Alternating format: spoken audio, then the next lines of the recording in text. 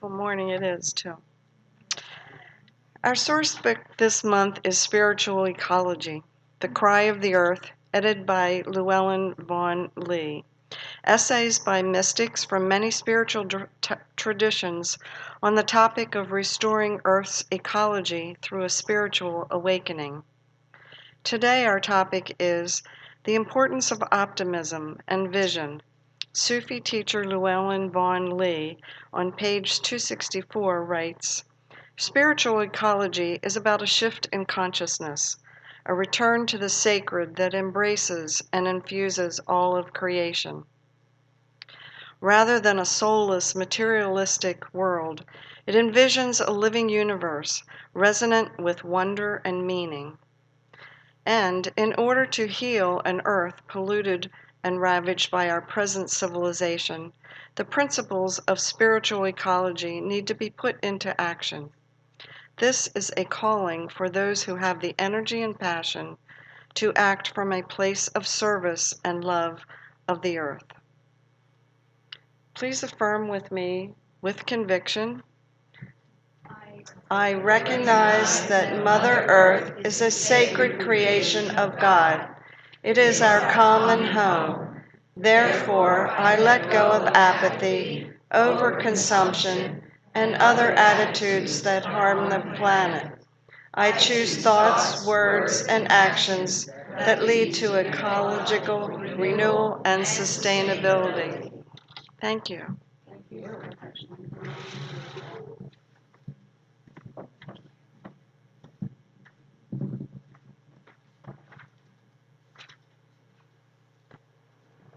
So once upon a time, there was a debate going on between some brain cells. And they were debating about the importance of the rest of the body. And they were kind of deciding among themselves that the rest of the body was kind of dispensable. And really they were the ultimate important, they were the superior ones. And so so one of the ways that they convinced themselves is they said things like, well, we're the ones who are aware when we meditate and make that connection with God. And we're the ones who can, during our visioning practice, can catch the vision and use the universal law the creative universal law to make things manifest. So they continue to talk about all of the things that they could accomplish and just felt very, very good about themselves and superior, yeah. And they also convinced themselves that God lived outside the body and could only be known by them through theological speculation, spiritual study, and meditation. They believed that they were destined to leave the body and dwell in a separate place called heaven. They also assumed that the rest of the body was not alive at all, and that it was an inexhaustible supply of resources for the benefit of the brain.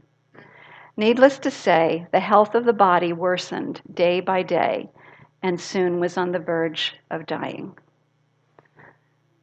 So that story is really an opportunity for us to look at the perspective that's been going on in Western society, but actually now it's spreading all over the world, of the superiority of the human to other things on the planet. And that because of that, we can just take what we want and, without thought of replenishment, and do so. And also there's a sense of the rest of it is dispensable. It's kind of an inexhaustible resource we can just keep taking from. It also occurred to me when I was listening to that it's also an attitude we might even have toward our own bodies. Thinking, being all up in the head and not really taking care of the body temple. Realizing that every cell in the body is alive with the spirit. Every bit of us and everything and everyone and everywhere, everything is alive with the spirit. So this month has been really focused on the idea of bringing the awareness of the sacred to everything on this planet, actually everything in this universe. In the Science of Mind teachings, we talk about the physical universe as the body of God. So we are dwelling in one part of the body of God, this body that we're in. And how important it is to remember that when the way of healing, and I love this because this is kind of a universal belief among all people who have the perspective of spiritual ecology, that it all begins within. It begins within our own consciousness. And it begins with realizing our own divinity and the divinity of all life. And from that perspective, our heart blossoms as wide as the world. We begin to be in love with the planet. And it's so easy to be in love with the planet. Recently, the weather is so gorgeous. But being in love with the planet on a grand scale, and therefore wanting to do everything that we can to assure its excellent care. Science writer Brian Patrick observes that a cancer cell is a normal cell disconnected from its genetic memory, cut off from the wisdom of millions of years of evolutionary development. It experiences itself as separate from the body, overpopulates and consumes the organism which supports it. So cancer eventually, untreated, kills itself by consuming its own environment. And so there has been an analogy of the human ego being like this. The human ego that thinks it's separate and therefore sees its own body, the animals, the forests, the rivers, the oceans of Mother Earth as objects for use and consumption. So we are rising above that, aren't we? We're all learning to see with that spiritual ecology viewpoint. I love that perspective. Throughout this book, there's so many great examples from different traditions. So I just want to share two of them that I thought were just so beautiful. Chief Seattle once said, "Teach your children that the earth is our mother. The earth does not belong to us. We belong to the earth. Whatever befalls the earth befalls the children of the earth. All are connected." Let's breathe that in. And Thich Nhat Hanh, Nobel Prize winner, Peace Prize winner, and Buddhist, he says, "The world is not a problem to be solved. It is a living being to which we belong. Until we go to the root of our image of separateness, there can be no healing. And the deepest part of our separateness from creation lies in our forgetfulness of its sacred nature, which is our own sacred nature." So knowing that all of this is God, the manifest and the unmanifest, it's all God. And it's not just certain religions that are coming to this conclusion. There are people from all world religions that are waking up to this. And it's not only waking up to the sacredness and the unity of all life, and that everything is infused with God, actually is an expression of God. I'd like to share with you from Ernest Holmes just two parts of two sentences from Ernest Holmes' "What We Believe," which was published, I didn't know this until I saw this recently, in the very first edition of Science of Mind magazine back in 1927, because somebody had asked him what are the basic core principles of Science of Mind. And it's also called the Declaration of Principles. But two of the principles, once we realize that all there is the divine, and that means we are made in the likeness and image of the divine, whole, perfect, and complete, we also are co-creators. Our words, our thoughts, our visions are creative. So here are the two principles that speak to that. We believe that the universal spirit, which is God, operates through a universal mind, which is the law of God. And we are surrounded by this creative mind, which receives the direct impress of our thought and acts upon it. We believe in the healing of the sick and the control of conditions through the power of this mind. So, today we're talking about the importance of optimism and vision. We are a very optimistic spiritual tradition, and we also rely on vision, which means an ever expanding vision or mental equivalent, is what we also call it, of who we are and what life is. And it's really about awakening more and more and more to the divinity of all life. So the vision of Center for Spiritual Living Delaware, combined with our overall our overall community that's called Centers for Spiritual Living, is a very optimistic one, and it's a new paradigm. And we said it at the beginning of the service, but just to summarize it, it's a new paradigm. We are here to be the presence of love and to co-create heaven on earth. And to that I add the Centers for Spiritual Living, a world that works for everyone and everything. And that means the entire Mother Earth. It's a big vision. It's a big vision. And yet, when we have a big vision like that, we are seeding the universal creative mind which surrounds us with that vision. We are using our creative nature to pull us, to help us evolve in consciousness, to be a vibrational match to that vision.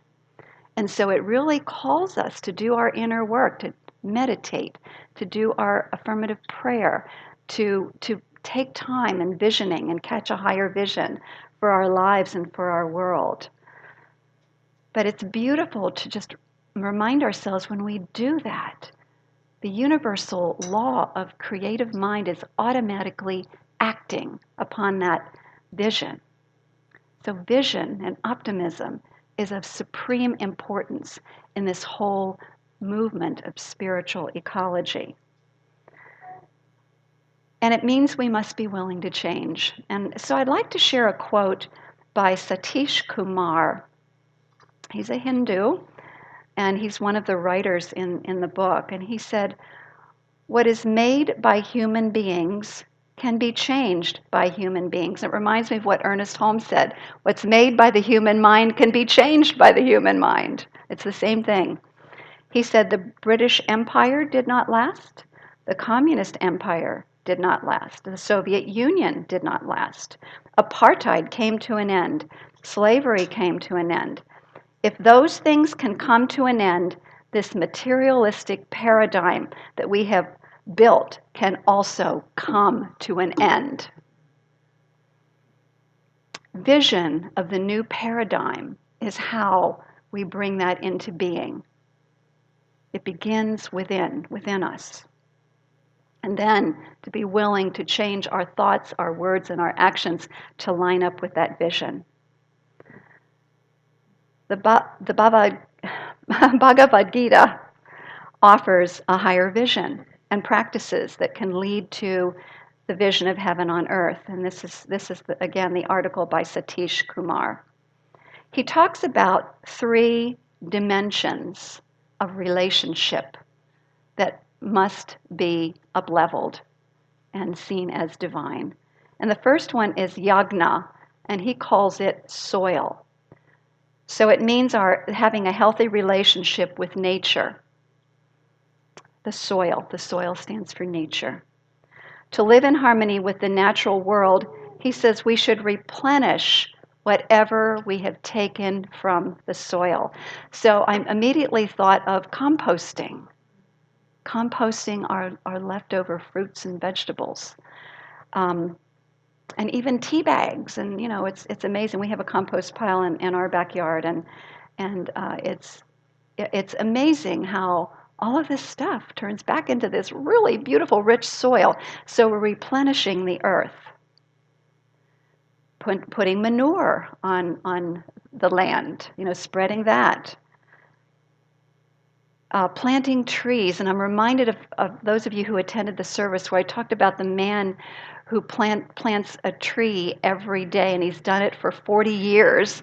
And this is in India, and he's created an entire forest that houses every kind of animal imaginable in that region, including tigers and elephants and rhinos and all kinds of things imaginable.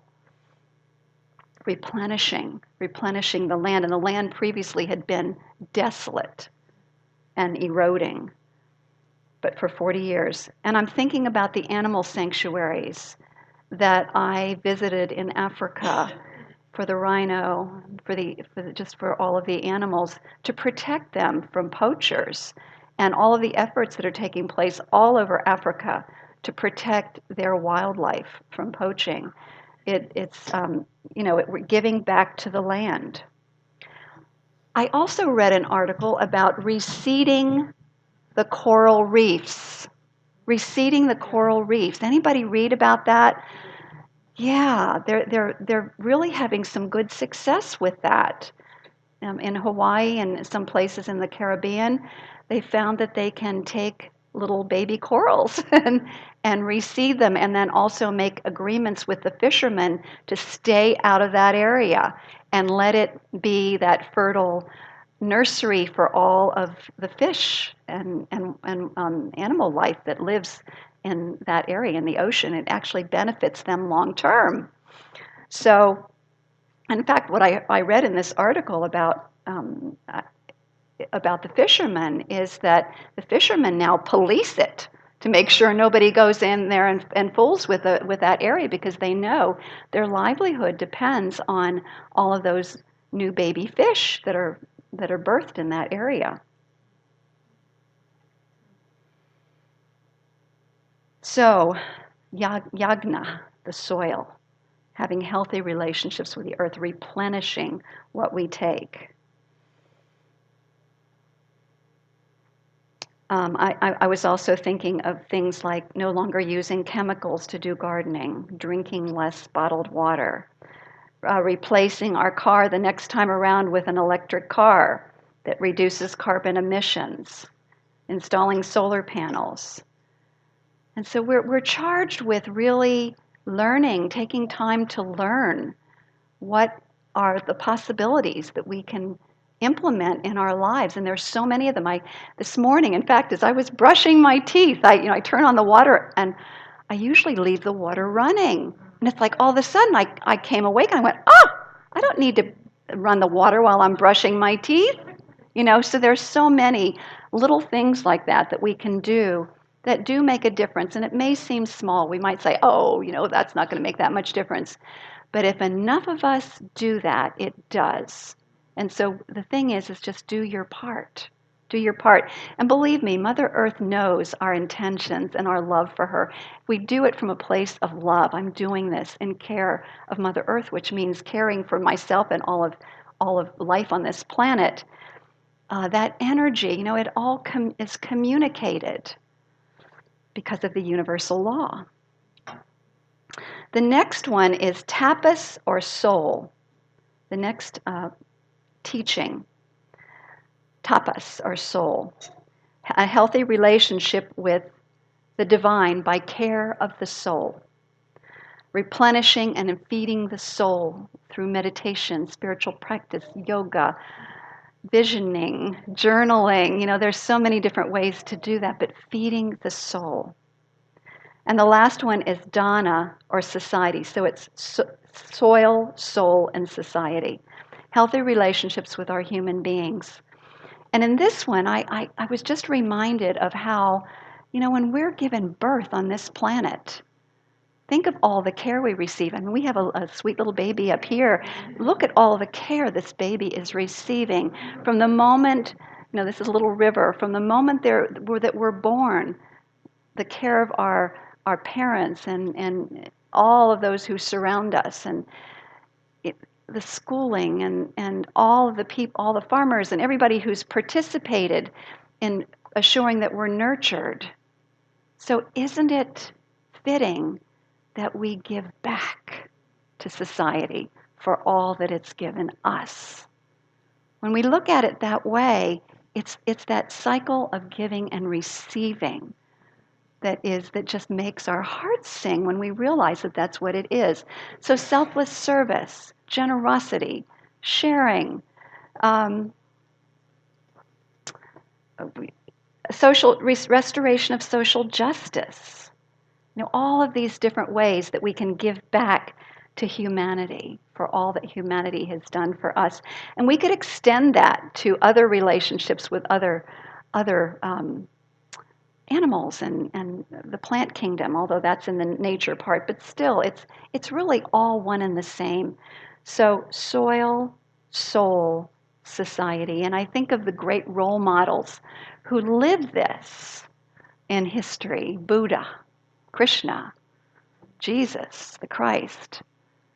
And then the more contemporary ones, Gandhi and Mandela and King and Mother Teresa, and so many others as well, that live these principles of having a healthy relationship with nature, with soil, with the soul, time and meditation and nurture, and with humanity. So we have great role models for that. So, guided by optimism and vision, a world that works for everyone and everything, heaven on earth, let us remember that we are the ones that we've been waiting for. What is it that you are called to do? What little shift can you make in your life? We actually have bags out here, and I'll ask Michelle to come up a little bit later and share a tip. But we have CS, Center for Spiritual Living, bags out here that can fold up into a little tiny package that we can put in our purses or hang on our keys and take us wherever we go, shopping or to a restaurant or anything, and start refusing to use plastic bags or anything, even paper bags, if we have our own bag that we can take with us. There's so many things that we can do to make a difference.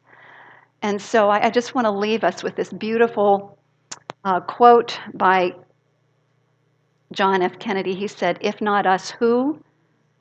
If not now, when?" And this beautiful blessing by the Cherokees.